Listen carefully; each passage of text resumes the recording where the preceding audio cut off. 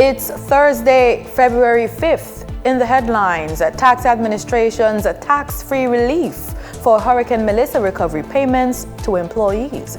In business news, homeowners seeking to change roof designs due to climate change. Regionally, Premier of Nevis, Mark Brantley, says CARICOM should have negotiated U.S. refugee MOUs as a bloc. And in sports, big boost for tennis.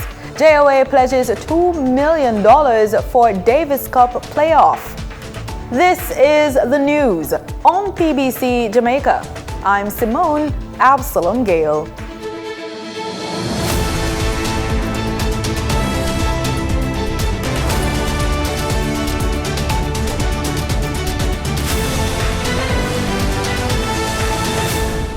Tax Administration Jamaica is advising employers and employees about a new tax-free relief measure on recovery payments made to workers impacted by Hurricane Melissa. The initiative allows employers to provide cash support of up to $200,000 per employee, tax-free, to assist with personal recovery and welfare following the Category 5 storm. The payments, which must be made between November 1, 2025 and March 31, 2026, will not attract PAYE, education tax, NIS, or NHT deductions, and employers will also be able to claim them as an allowable expense. TAJ says the relief applies only to cash payments with any amount above the cap or gifts in kind, remaining subject to taxation. Further details are available on the Tax Administration Jamaica website or through the Customer Care Center. Jamaica is partnering with Transamerica's fiber to connect to a regional cable network instead of building one alone, saving millions of dollars. That's the word from Minister of Science, Energy, Telecommunications and Transport, Darrell Vaz. The government signed a letter of intent with Transamerica's fiber system for the subsea cable project. Minister Vaz says the project could reduce internet costs of up to 99%. The signing of this letter of intent for the prospective acquisition of a Jamaica subsea cable represents another decisive step in strengthening the digital backbone of our country and positioning Jamaica to compete, innovate, and thrive in an increasingly connected global economy. According to Minister Vaz, the cable is expected to be fully operational by 2027 and is part of the national broadband network to close the digital divide and grow Jamaica's digital economy. Meanwhile, Prime Minister Dr. Andrew Holness says while the initiative forms a significant and deliberate step in transforming the digital architecture of the country. But you could very well extrapolate what could happen if you were to be impacted in such a way. It doesn't have to be by a hurricane. It could be by any number of things that could impact your telecommunications. And it is at that moment that every Jamaican who was without service, as we call it in Jamaica, telecommunications service for an extended period, would be absolutely frustrated. Some would have been even more frustrated about the absence of telecommunications and the absence of electricity, especially those who rely on telecommunications for their livelihood. Prime Minister Dr. Andrew Holness says inefficiencies within the public bureaucracy are delaying the delivery of key infrastructure projects. He was addressing concerns about the pace at which capital projects are being implemented, while speaking to those celebrating the official opening of the new parent overnight suite at the Bustamante Hospital for Children in Kingston. Dr. Holness says while government spending on infrastructure has increased significantly, bureaucratic inefficiencies continue to slow implementation. He points to lengthy approval and procurement processes as major hurdles. overlapping responsibilities between agencies, and then extended procurement timelines, all of which created a cumulative slowdown that stretched the completion date far beyond what was originally intended. Dr. Holness notes that public projects often face extended delays due to requirements such as public investment appraisal branch scrutiny and procurement procedures that can stretch for up to 2 years. The experience of this project highlights a deeper systemic challenge. Too often, well-intentioned safeguards become obstacles. Too often, procedures designed to protect the public's interest end up postponing the public benefit. Also highlights the recent completion of a 12-unit housing facility under the Tenement Yard Redevelopment and Renewal Program. However, Dr. Holness acknowledges that while progress is being made, it is not happening fast enough. Some major project, in other words, the conversion of the capital budget into infrastructure that is changing the lives of people, is happening.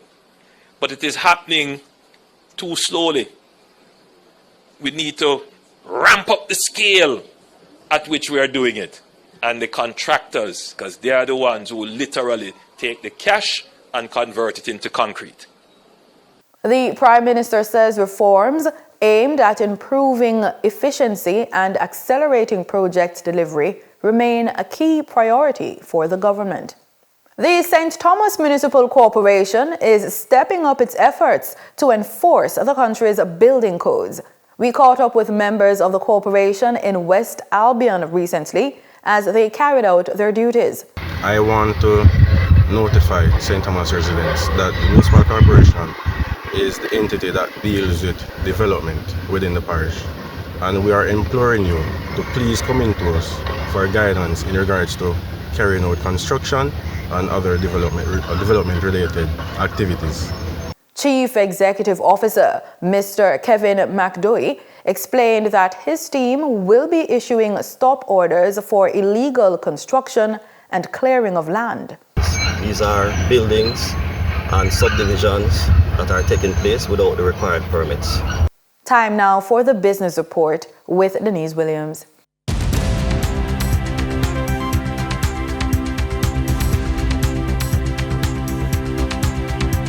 Welcome to today's business report. I'm Denise Williams, bringing you the development shaping markets, capital access, and business decision making across Jamaica and the region. Let's get into the stories that matter. Spending for undersea fiber cables and support for the Jamaica Public Service dominated government spending after Category 5 Hurricane Melissa. Finance Minister Favour Williams says the government of Jamaica has now spent $66.8 billion on pre- and post-Hurricane Melissa response initiatives, including the $24 billion loan to the Jamaica Public Service Company. The Finance Minister, speaking in Parliament during the presentation of the fourth supplementary estimates on Tuesday, noted that another $14.36 billion will be added to this year's budget. She said that $13.6 billion of this amount was approved by the Cabinet after the preparation approval of the third supplementary estimates in December of last year. The addition also accounts for $960 million, which is an initial payment to Trans-America Fiber Systems. This amount will become due upon the signing of a letter of intent between the company and the government to pursue the provision of additional subsea fiber capacity. Given the billions of dollars in roof and structure damage by Hurricane Melissa, homeowners are now looking for a new roofing solution set. We reached out to Curtis Hilton, architectural designer and builder, to learn more. Welcome to the Business Report.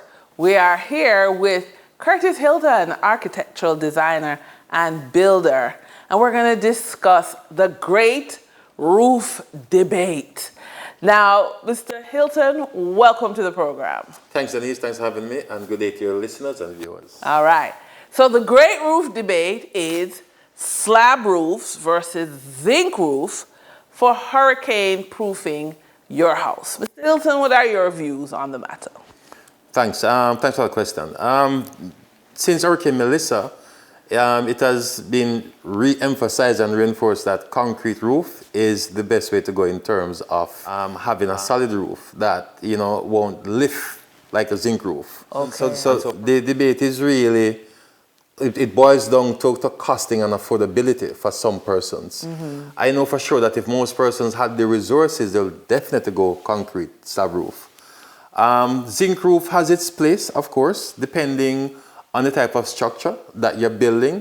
Some persons may have a small shop, and they use ply boards for the structure, and they put on a zinc, just to hold it together for the time being.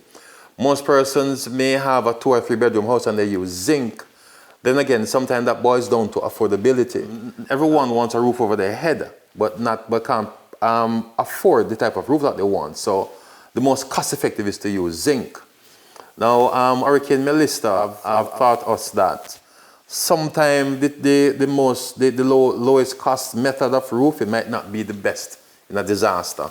And so I believe that more persons are moving towards a concrete roof structure versus zinc. Yes. Okay, so in the great roof debate, hurricane proofing is the slab roof, the concrete slab. Yes. Affordability is the zinc. Yes, low cost. But the risk is with the zinc. Yes, it's at the higher risk with the zinc. Okay, yes. And so if somebody reaches out to you to come and do an assessment, how would you help them to understand the costs? I would have explained to them the benefit of both, or the disadvantage and the advantage of using either system. Right. And then I will allow them to make a choice. Okay. Which of the roof system they are comfortable using based on their resources. All right. So that would be the conversation. Based on their resources. All Yes. right. Thank you, Mr. Hilton. You're welcome. For the trading period of February 4, 2026, the most actively traded securities were Jamaica Highway Limited with 11,202,878 units, representing 26.87% of market sales activities. Kintyre Holdings Jamaica Limited with 6,467,320 units, representing 15.51% of market sales activities. Dollar Financial Services Limited with 5,631,037 units, representing 13.51% of market sales activities. Investor activity remained concentrated in transportation, advertising, and financial plays, signaling continued interest in dividend-producing and strategic assets. Turning to the foreign exchange market based on Bank of Jamaica data for February 4, 2026, Forex traders recorded significant activity with strong demand across major currencies. The US dollar had trading margins which reflected steady liquidity, with the US selling at $157.38 and buying at $155.59. For the Canadian dollar, moderate gains supported by $3.88 transaction spread. The Canadian dollar sold for $116.32 and was bought for $112.44. The British pound saw continued volatility, offering short-term trading opportunities of $2.72 in profits for the banks. The British pound sold for $215.48 and was bought for $212.76. These movements underscore the importance of cash flow timing and currency awareness for businesses managing import costs, debt servicing, or overseas exposure. So for our credit report tip of the day. After the age of 50, many people avoid their credit report because they believe they're done with borrowing, feel embarrassed about past mistakes, or assume credit no longer matters once major purchases are behind them. But your credit score at this stage is not about starting over, it's about positioning. It reflects how reliably you pay, how intentionally you use available credit, and the strength of accounts you've maintained over time. Paying off debt is wise, but paying everything off and closing accounts can quietly weaken your financial flexibility. A better strategy is to reduce high interest balances, keep a few seasons accounts open, and use them sparingly and on purpose. After 50, your credit report should support real-life decisions, protecting cash, lowering costs, covering health or family needs, funding opportunities, and preserving assets you've already built. The action is simple but powerful. Face your credit, correct what's broken, maintain what works, and structure it to give you options, not obstacles in the years to come. In our Funded and Focused feature, as a business owner, your cash flow can improve with government contracts. But know that beyond bidding, tax compliance continues throughout contract execution. Expired tax certificates during implementation can delay payments or trigger contract issues. It is critical to know that ongoing tax compliance requires that businesses know how to monitor validity during the full contract life cycle. As an example, our client Trevon did not understand ongoing tax compliance requirements. So even though he received a government contract, Trevon nearly lost payment due to an expired tax certificate. Hence, once systems were put in place with professional help, Trevon was ensured continuity.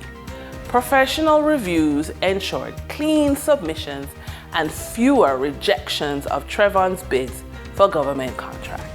And that's today's business report. I'm Denise Williams, bringing clarity to capital markets and strategy. Until next time, stay informed, stay intentional, and keep building forward. See you soon.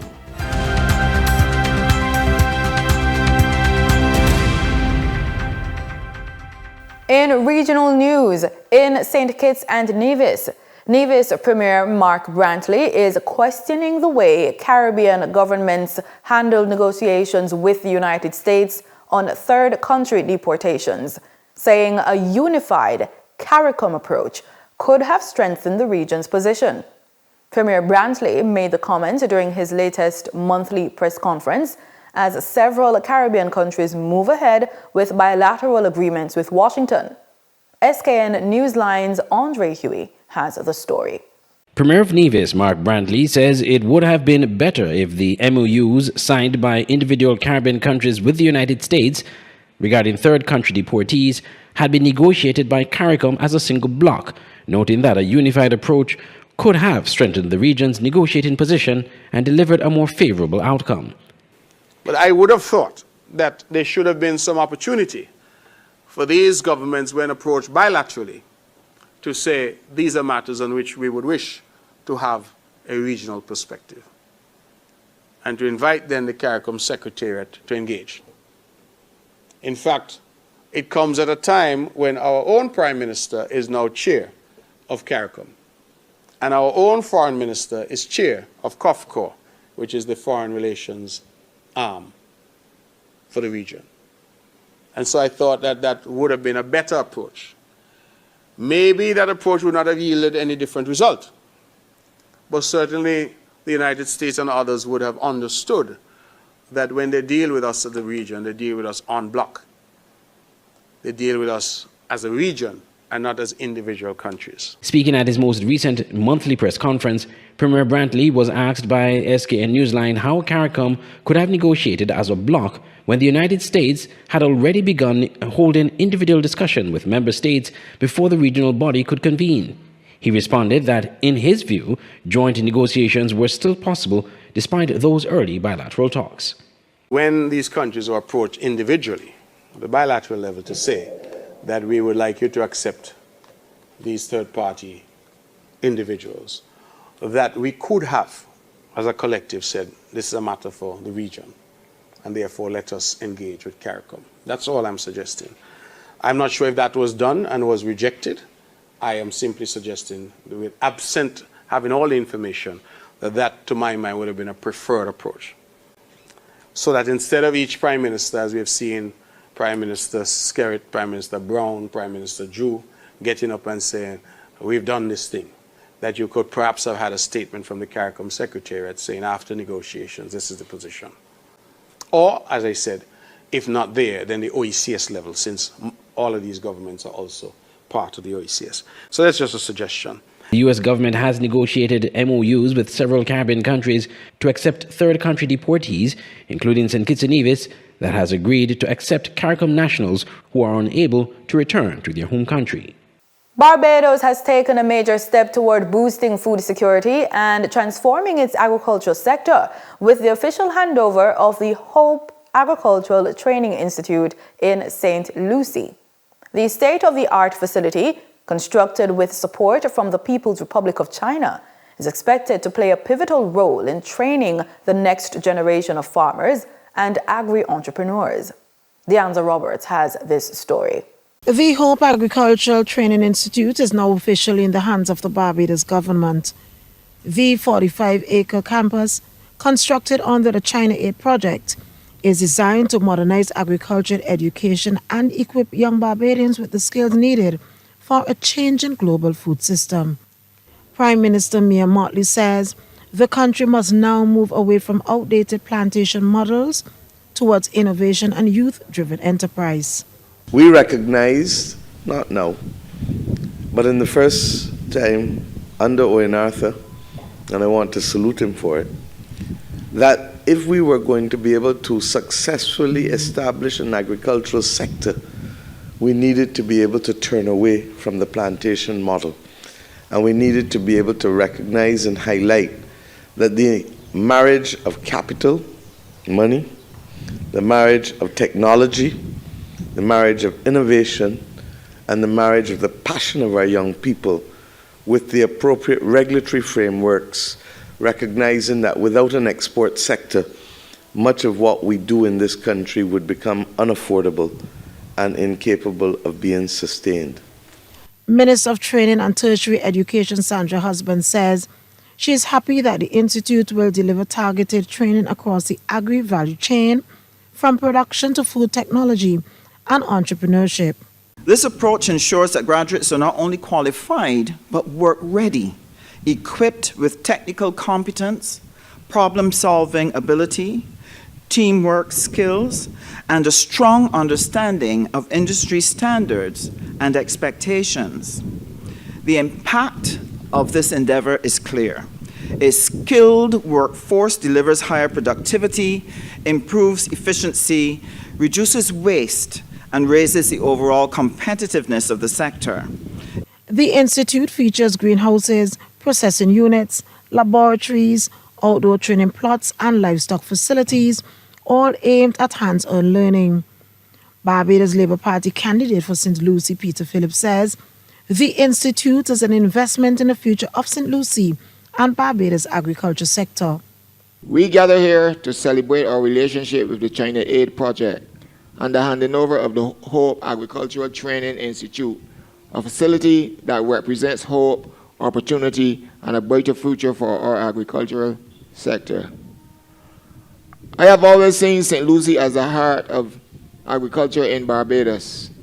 The parish has boasted of fields of sugarcane, vibrant vegetable farms, and for the past 7 years I have advocated and led to ensure that this parish remains instrumental in sustaining our food security and preserving our agricultural heritage. Leaders say the Institute will not only train students, but also offer courses to ordinary Barbadians, supporting backyard gardening, small farming, and food production nationwide. In sports, the Jamaica Olympic Association, JOA, has pledged $2 million in sponsorship to Tennis Jamaica ahead of the country's Davis Cup Group 2 playoff against Uruguay, set for February 7 to 8 at the Ligony Club in New Kingston. JOA President Christopher Samuda, announcing the support at a media briefing, said the investment reflects the organization's responsibility to develop local talent, strengthen Jamaica's international sporting presence, and add value to brand Jamaica. He notes that hosting high-level tournaments highlights the country's expertise and capacity beyond track and field. He says the initiative aligns with the JOA's long-term vision of expanding Jamaica's sporting success across multiple disciplines with the goal of producing more Olympic champions. Jamaica's Davis Cup team will be led by top-ranked player Blaise Bicknell, along with Roland Randy Phillips, Nicholas Gore, and Daniel Azar. In cricket news, the West Indies will face Scotland on Saturday in their opening match of the ICC Men's T20 World Cup. Ahead of that fixture, the regional team met Afghanistan on Wednesday, but did not inspire much confidence. Wayne Cunningham has more. It was just a tune-up, but Afghanistan made light work of the West Indies in their warm-up match ahead of the start of the ICC Men's T20 World Cup. Afghanistan made 182 for 6 when they batted first in Bengaluru, India, but that is not a true reflection of their dominance as 3 batsmen retired out, including top scorer Ibrahim Zadran, who made 51. He was supported by Ramananullah Gobaz with 43 and Azmatullah Umazai on 35. Roston Chase with 1 wicket at a cost of 18 runs had the best bowling figures for the West Indies. The pursuit of 183 never really got going for the Windies, with 52 of 26 balls late in the innings by Matthew Ford being the best score, as they tallied 159 for 7. Mujib-ur-Rahman and Umazai had 2 wickets each for the Afghans, as they won by 23 runs. The West Indies will be looking for an improved performance in their opening match of the tournament versus Scotland on Saturday. West Indies under-19 head coach Rohan Nurse is reflecting on his team's campaign at the ICC Men's Under-19 Cricket World Cup in South Africa. The young Windies were eliminated at Super 6 stage by Australia, falling short of their stated goals. But Nurse says there are positives to take from the experience and reasons for Caribbean cricket fans to be optimistic about the future. Nasira Mohammed has the details. Despite the disappointment of an early exit from the ICC Men's Under-19 Cricket World Cup, West Indies head coach Rohan Nurse believes the tournament provided invaluable exposure for his young squad. It was a very good opportunity, good exposure for the players, different environment, different conditions, and the nature of a World Cup is quite different to that of a series. And for them to have that understanding and exposure is really great for their future endeavors. The team faced significant challenges beyond the cricket itself, including illness that swept through the camp during the tournament. Mentally was definitely a really good experience, but it was a challenge for a few. And they would have reported that the whole aura, the environment just of being in the World Cup initially would have challenged them in terms of their self-belief and, how to adapt to it. But Nurse sees a bright future ahead with emerging talent across all disciplines. I'm quite happy with what we've been able to see over the course, not just during the World Cup, but from August till now. And I believe that once, firstly, the players remain committed to their development and the process that they'll have to go through, as well as continued support from our end. I do see that there is a bright future there, but I think there needs to be that understanding of both commitment from the players as well as programming and structures from our end. And that's it for the news on PBCJ. Remember, we are the people's station.